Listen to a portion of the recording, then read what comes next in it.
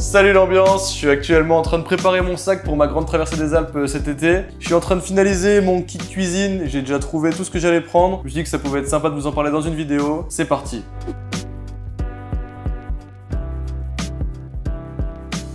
Alors mon kit cuisine, c'est vraiment le matériel vis-à-vis duquel je suis clairement le plus confiant. C'est du matériel que j'ai déjà utilisé des dizaines et des dizaines de fois au cours de mes différents treks et randonnées. Autant en termes de poids que de compacité, je trouve que c'est un compromis qui est vraiment excellent. Alors pour rentrer un peu dans le détail, ça se présente donc comme ceci. Tout tient absolument là-dedans, dans cette petite pochette orange filet là. Si on ouvre maintenant, hop, on se retrouve du coup sur le dessus directement avec ma petite cup C2 Summit de 250 ml. En silicone, voilà, qui se déplie comme ça. Donc ça, c'est assez pratique pour quand je fais ma semoule, par exemple, ou quand on est deux, pour pouvoir séparer un peu les repas. C'est aussi pour mes petites soupes, comme j'ai là, les petites soupes Roico, là, pour pas les citer, il y en a d'autres, hein. Mais voilà, c'est vraiment le top pour tout ce qui est liquide comme ça. Elle pèse donc 45 grammes, c'est en silicone, c'est assez léger, sincèrement, ça pour le coup, ça fait le taf. Son seul petit défaut pour moi, c'est que, voilà, le fait que ça puisse se plier, se déplier, c'est hyper pratique pour la compacité. Par contre, au niveau du lavage, des fois, ça peut être un petit peu pénible de gratter un peu dans les... Je sais pas si vous allez voir, mais dans les petits plis qui sont là, voilà, ça peut se coincer un petit peu la nourriture. Après, ça m'a jamais trop non plus posé problème. C'est vraiment une question de petit confort et de fainéantise un peu que j'ai à ce niveau-là. Ensuite, on a ma Popote Tox 750 ml en titane, donc qui est ultra légère aussi, et dans laquelle, du coup, tient tout le reste de mon kit. Voilà, si vous pouvez voir, avec la bouteille de gaz, etc.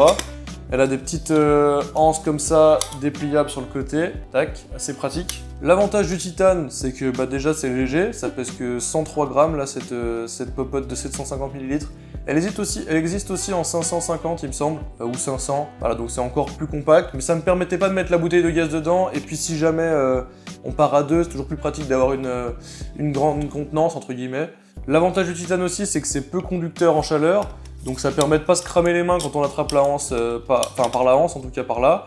Et puis ça permet aussi de garder bien au chaud à l'intérieur. Moi c'est vrai que des fois, je fais souvent chauffer mon eau, je laisse après avec le petit couvercle, ça me reste pour un petit thé à la fin. Et en général, quand je bois mon thé, c'est encore largement assez chaud. Franchement, ce matos-là, c'est de la top qualité. Je sais qu'il y a pas mal de monde qui l'utilise aussi et je comprends pourquoi. À l'intérieur, du coup, quand on enlève le petit couvercle, on retrouve tout un tas de choses, comme pour commencer, ma super cuitochette de chez Forclaz, la MT500 il me semble. J'en avais déjà parlé dans une dernière vidéo quand j'ai parlé de mes objets Decathlon à moindre coût, voilà, pour débuter un peu le bivouac, des trucs qui sont super rapport qualité-prix chez eux.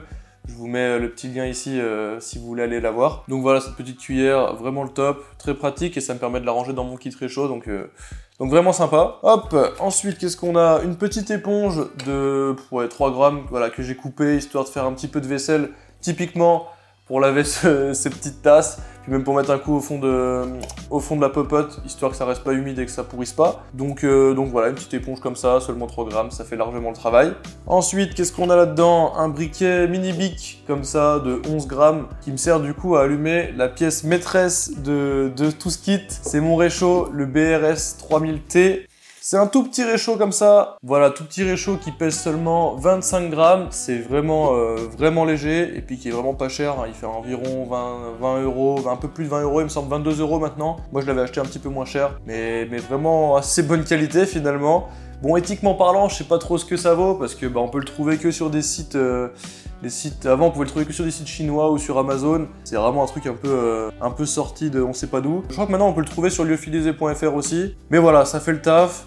Je me suis permis pour celui-là d'investir là-dedans. Je sais que beaucoup d'autres collègues youtubeurs l'utilisent. D'autres collègues d'ailleurs en trek aussi l'utilisent. Parce que au niveau de l'efficacité, du poids, et de la durabilité a priori, c'est quand même une super pièce. Donc voilà, le BRS 3000T, très bon réchaud, qui va m'accompagner du coup cet été pour ma grande traversée des Alpes. Hop, pour finir, tac, une cartouche de gaz de 100 grammes. Ici c'est une Jetboil.